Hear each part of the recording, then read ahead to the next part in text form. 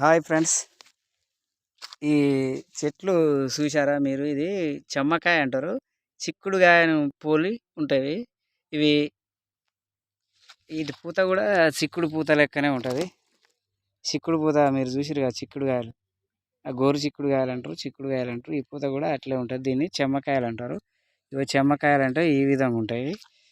ఇవి ఉడకబెట్టుకొని పల్లెటూర్లలో చాలామంది ఉడకబెట్టుకొని తింటే మోకాల నొప్పులు కానీ, తర్వాత ఐరన్ లోపం ఉన్నా కానీ, కాల్షియా లోపం ఉన్నా కానీ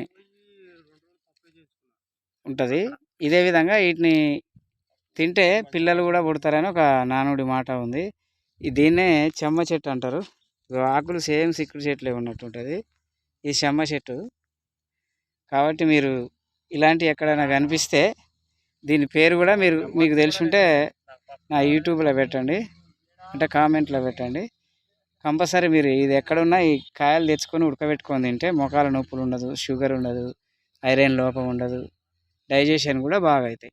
హాయ్ ఫ్రెండ్స్, కేవీఆర్ టీవీని మీరు సబ్స్క్రైబ్ చేయండి, లైక్ చేయండి, షేర్ చేయండి, గంట గుర్తు కొట్టండి.